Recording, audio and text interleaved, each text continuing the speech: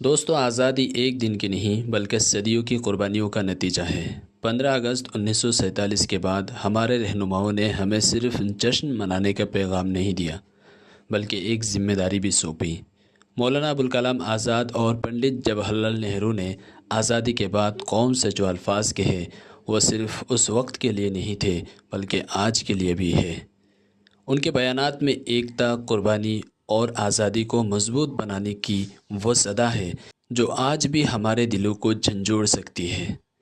آئیے ہم ان تاریخی لمحوں کو دوبارہ سنیں، نہ صرف کانوں سے بلکہ دل سے، غور سے سنیں، کیونکہ یہ صرف الفاظ نہیں بلکہ ایک عہد ہے جسے ہمیں نبھانا ہے۔ تو آئیے اب چلتے ہیں مولانا آزاد اور پنڈت جواہر لال نہرو کے اس بیان کی طرف اور غور سے سنتے ہیں کہ وہ ہم سے کیا کہنا چاہتے ہیں۔ پہلا کرتویہ، پہلا فرض کسی ملک کے لیے، کسی قوم کے لیے کیا ہوتا ہے؟ پہلا فرض ہے اپنی آزادی کو مضبوط کرنا اور قائم رکھنا۔ ہر بات کو اسی گز سے ناپنا ہوتا ہے۔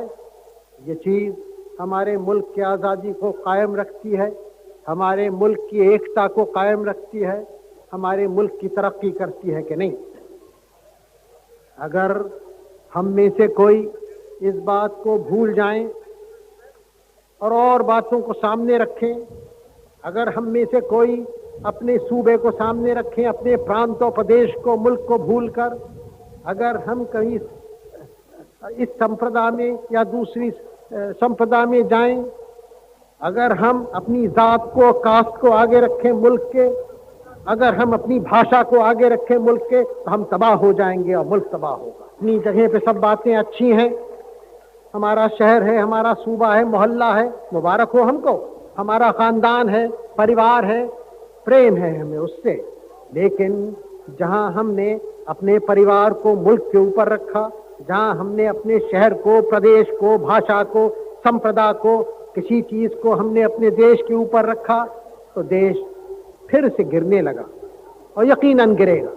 یاد رکھیے کہ دنیا میں بہت سارے عیب ہوتے ہیں، بہت ساری خرابیاں ہوتی ہیں، لیکن ایک عیب، ایک خرابی، ایک گناہ، ایک پاپ، ایک کمزوری، جو کچھ اسے کہیے، سب میں بڑی جو ہے وہ ڈر ہے۔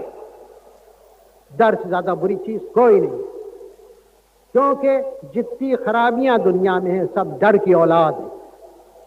ایک دفعہ قوم میں یا انسان میں ڈر آ جائے گا تو پھر اور سب خرابیاں اس میں آ جائیں گی۔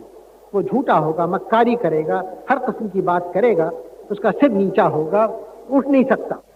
اگر ہم میں سے کوئی اس بات کو بھول جائیں کہ ان کا پہلا دھرم و کرتویہ کیا ہے، انہوں نے اپنے ملک کے ساتھ وفاداری نہیں کی، دھوکے سے، غلطی سے، یہ بات سمجھنی ہے۔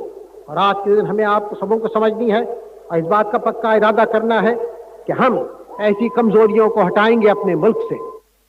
آپ کو یہ یاد رکھنا چاہیے کہ دنیا میں ہر ذمہ داری کے تقاضے ہیں اور وہ تقاضے پورے کرنے پڑتے ہیں۔ دنیا میں ٹھوکریں انہی کو لگتی ہیں کہ جو چلتے ہیں، جو پاؤں توڑ کر بیٹھ جاتے ہیں انہیں کبھی ٹھوکر نہیں لگتی۔ گرتے وہی ہیں کہ جو دوڑیں گے، کانٹے انہی کے تلووں میں چپتے ہیں کہ جو دوڑتے ہیں۔ جب تک کہ آزادی ہمارے ہاتھ میں نہ تھی، آپ کے ملک کا کیا حال تھا؟ وہ اپنی قسمت کا مالک نہیں تھا، اس کی قسمت دوسروں کے ہاتھوں میں۔ آپ کا امن بھی آپ کے قبضے میں نہ تھا، آپ کی بے امنی بھی آپ کے قبضے میں نہ تھی۔ جب کبھی ملک میں بد امنی ہوتی تھی تو آپ اپنے طرف نہیں دیکھتے تھے، ان کے طرف دیکھتے۔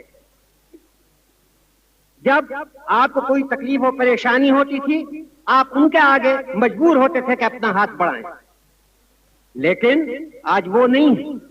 آج اپنی قسمت کے آپ خود مالک ہیں، اور اگر آپ مالک ہیں اور میدان میں کھڑے ہوئے ہیں تو یہ یاد رکھیے کہ طرح طرح کی آزمائشیں پیش آئیں گی۔ کوئی بھی نہیں چاہتا کہ اپنے کو آزمائش میں ڈالے، کوئی بھی نہیں چاہتا کہ غموں اور دکھوں میں اپنے کو ڈالے، لیکن اگر ہم نے ذمہ داری کا بوجھ اٹھایا ہے تو طرح طرح کی پریشانیاں ہمیں پیش آئیں گی۔ اگر ہم میدان میں دوڑ رہے ہیں تو قدم قدم پر ہم کو ٹھوکروں سے دوچار ہونا پڑے گا، اس سے ہمیں گھبرانا نہیں چاہیے، اس سے ہمیں اکتانا نہیں چاہیے، مرد بن کر ان تمام ذمہ داریوں کو اٹھانا چاہیے اور ان پریشانیوں کا مقابلہ کرنا چاہیے۔ اگر ایک زندہ انسان ہے اور اس کی رگوں میں گرم اور زندہ خون دوڑ رہا ہے، تب اس کے لیے بیماریاں بھی ہیں، ٹھوکریں بھی ہیں، مصیبتیں بھی ہیں، ہر طرح کی پریشانیاں بھی ہیں۔ تو زندگی کا معنی یہی ہے کہ ہم بوجھ اٹھائیں، اور بوجھ اس طرح نہ اٹھائیں کہ گھبرائے ہوئے اٹھائیں، مردوں کی طرح ہمت کے ساتھ اٹھائیں۔